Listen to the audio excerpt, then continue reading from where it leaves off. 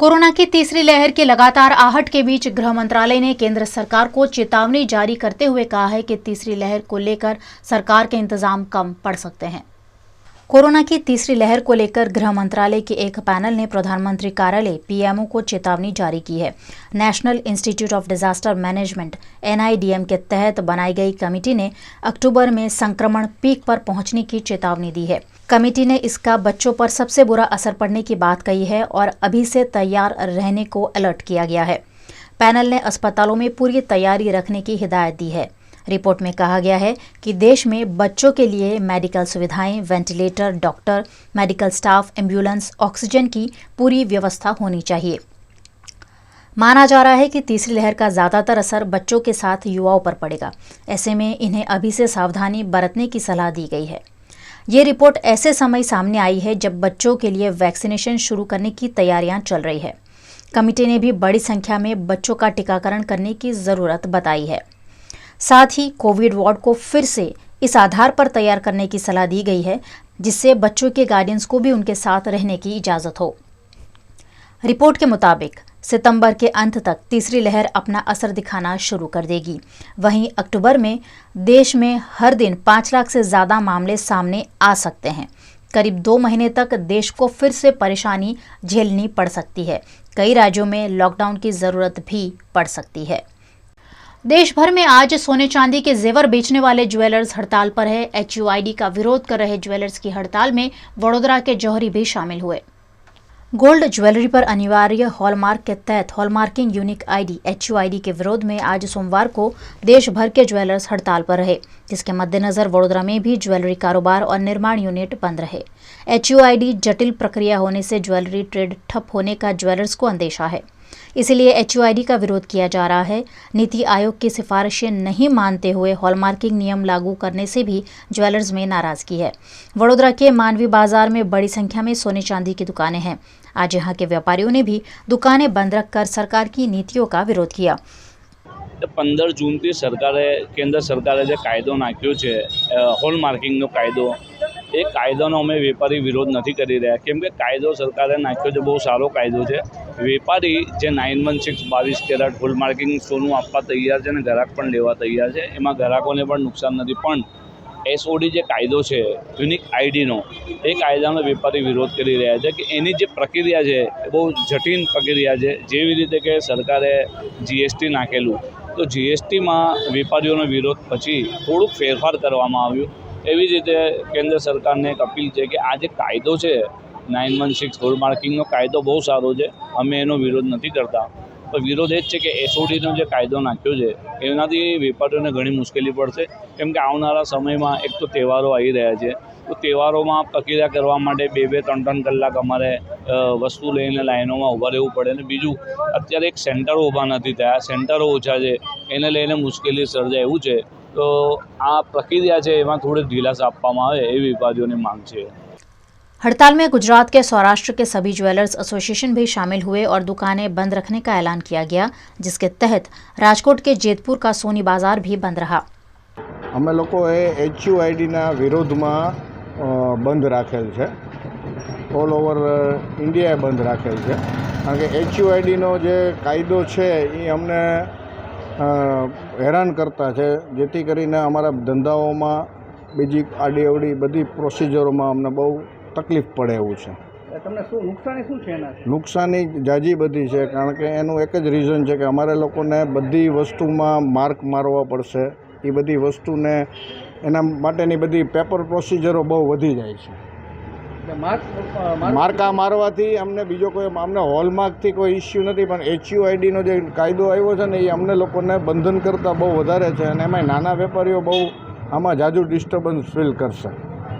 ડિસ્ટર્બન્સમાં એવું થશે કે આ બધે એજ્યુકેટેડ હોય નહીં, જ્યારે આ લોકો આ બધી વસ્તુમાં કોમ્પ્યુટરો રાખવા પડે, માણસો રાખવા પડે, એ બધા વેરેન્ટેજો આવે, એ બધા મેન્ટેન કરવા બહુ આકરા પડે અને એ પોસાય એમ નથી બધાને, નાના વેપારીઓને। सोने के गहनों पर हॉलमार्किंग की यूनिक ID यानी HUID को लेकर ज्वेलर्स खुलकर विरोध में उतर आए हैं। आज ज्वेलर्स पूरे देश में एक दिन की हड़ताल कर रहे हैं। ज्वेलर्स का कहना है कि हॉलमार्क तो ठीक है, लेकिन HUID किसी भी रूप में स्वीकार नहीं है। इस हड़ताल में जुड़ते हुए पादरा के ज्वेलर्स ने सोने चांदी के गहनों की दुकानें और शोरूम बंद रखकर मामले का समर्थन किया। બંધનો એલાન જે આપવામાં આવેલો છે એમાં પાદરા ચોકસી મહાજન મંડળ, પાદરા કારીગરો તથા સર્વ લોકો એમાં જોડાયેલા છે। 916 દાગીના ગ્રાહકોને આપવા એ પાદરા માટે કે નવી વાત નથી। વર્ષોથી પાદરા 916 અમારી ભાષામાં કહીએ તો બે વાલ ફેરના દાગીના વર્ષોથી પાદરા વેચે છે। પણ સરકારશ્રી સામે એક જ અમારી રજૂઆત છે કે અમને 916 હોલમાર્ક આ બધાનો કોઈ જ વિરોધ નથી, પણ જે HUID જે નંબર દરેક જ્વેલરીની પાછળ લખવાનો છે, અહીંયા 180 થી 200 સ્ક્વેર ફૂટના નાના શોરૂમ તથા થોડાક મોટા શોરૂમ પણ આવેલા છે, પણ નાના વેપારીઓને આ સિસ્ટમમાં એન્ટર થતા થોડીક તકલીફ પડી છે। કાં અમને સમય આપે, કાં થોડી રાહત આપે, કાં થોડી સમજણ આપે। આ વાતને અનુલક્ષીને અમે આ જે બંધમાં જોડાયેલા છે।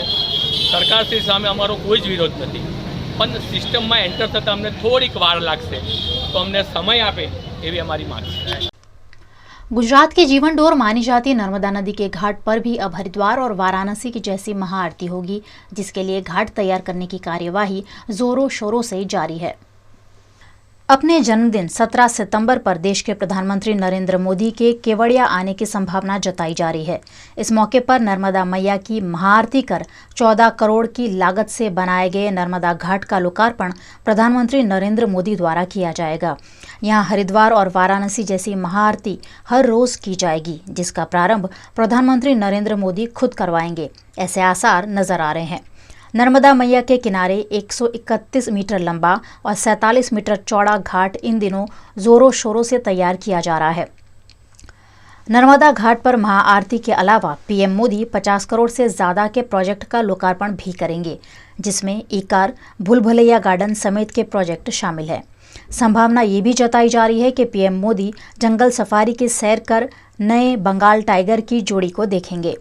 मामले की आधिकारिक पुष्टि नर्मदा जिला के किसी अधिकारी ने नहीं की है, लेकिन पीएमओ और सीएमओ के सूत्रों से मिली जानकारी के आधार पर तैयारियां इन दिनों जोरों से चल रही है। वडोदरा की आंगड़िया पीढ़ी का कर्मचारी 12 लाख रुपए लेकर फरार हो गया होने की शिकायत पुलिस थाने में दर्ज हुई है, जिसमें सीसीटीवी के आधार पर जांच की जा रही है। वडोदरा में सरदार भुवन के खांचे में पटेल रमेश कुमार अंबालाल नामक आंगड़िया पीढ़ी है। इस कंपनी से 12 लाख रुपए लेकर निकला कर्मचारी फरार हो गया है। किरीट मेहता नामक यह डिलीवरी बॉय 7 महीने पहले ही कंपनी में जुड़ा था और नकद और पार्सल पहुंचाने का काम करता था, लेकिन 12 लाख की डिलीवरी के दौरान पैसे लेकर गायब कर्मचारी के खिलाफ अब कंपनी संचालक कनुभाई पटेल ने पुलिस में शिकायत की है। प्रशांत भाई नौकरी करता था અને અમે એફઆરઆઈ જે ફરિયાદ કરી છે એમાં બધી ડિટેલ લખાયેલી છે, એ પ્રમાણે અહીંથી 3-3:15 આસપાસ પછી નીકળ્યા હતા અને પછી એ મળ્યા નથી, એટલે અમે તપાસ કરતાં ના મળતા અમે ફરિયાદ લખાઈ છે। બરાબર, એના મોબાઈલ સ્વિચ ઓફ આવે છે। પ્રશાંતભાઈને તમે કેટલા વર્ષથી 7-8 વર્ષથી છે તમારે ત્યાં જોબ આ જોબ કરે। તો એ ક્યાં જતો હતો અને શું લઈને હજી 12 લાખ રૂપિયા લઈને અલકાપુરી ઓફિસ અમારી બ્રાન્ચ છે ને ત્યાં આપવા જતો હતો। ફરિયાદ ત્યાર પછી પકડાયા પછી જ હકીકત તો ખબર પડે ને, અત્યારે તો આપણને એને જતો રહ્યો એવું જ વિશ્વાસ આવે ને। તમને વિશ્વાસ પર લઈને આ કર્યું છે એવું લાગે? નહીં, વિશ્વાસ નહીં, એટલે જૂનો માણસ છે ને, 7-8 વર્ષથી નોકરી કરે છે, એટલે એવું કોઈ રૂટીન કામકાજ છે એનું બી। પણ હવે બનાવ શું બન્યો છે, એનો ઈરાદો ખરાબ છે કે કંઈ બનાવ બન્યો છે, એ તો પકડાયા પછી ખબર પડે। तालिबानों द्वारा काबुल एयरपोर्ट पर की गई गोलीबारी में 7 अफगानों की मौत हो गई है। पंजशीर ने तालिबानों के सामने युद्ध का ऐलान कर दिया है। एक ही सप्ताह में तालिबानों ने अपना हिंसक चेहरा दिखाते हुए काबुल एयरपोर्ट पर गोलीबारी की, जिसमें 7 अफगानों की मौत हो गई है। देश छोड़ने हजारों अफगानों की भीड़ काबुल एयरपोर्ट पर उमड़ आई थी। 7 दिनों में एयरपोर्ट के करीब 20 से अधिक अफगानों की मौत होने की खबर नाटो ने दी है। वहीं दूसरी ओर तालिबानों को कभी भी अपना आका न मानने वाले पंजशीर जिले के शेर कहे जाते अहमद मसूद ने तालिबानों के सामने जंग का ऐलान कर दिया है। अफगानिस्तान की निर्वाचित सरकार के संरक्षण मंत्री जनरल बिस्मिल्लाह मोहम्मदी ने पंजशीर को सहयोग देने और सलामती देने की घोषणा की है। वर्ष 1980 में रशिया के सामने अफगान युद्ध के हीरो अहमद शाह मसूद के पुत्र अहमद मसूद ने तालिबानों के सामने आत्मसमर्पण करने से स्पष्ट इनकार कर दिया है। पंजशीर घाटी तालिबानों का विरोध जारी रखेगी। वैसे भी तालिबानियों के लिए पंजशीर घाटी को जीतना बहुत ही बड़ी चुनौती है। अफगानिस्तान के कई हिस्सों पर कब्जा करने वाले तालिबानियों के लिए पंजशीर एक ख्वाब से कम नहीं है। यहाँ तालिबानियों से लड़ने के लिए 10,000 से अधिक फाइटर्स तैयार है और इसी के साथ अफगानिस्तान के वॉर लॉर्ड कहे जाते जनरल अब्दुल रशीद दोस्तम की सेना भी पंजसीर में ही है। लेटेस्ट खबरों के लिए यूं ही देखते रहिए VNM न्यूज और हाँ, VNM टीवी की YouTube चैनल को लाइक, शेयर और सब्सक्राइब जरूर करें।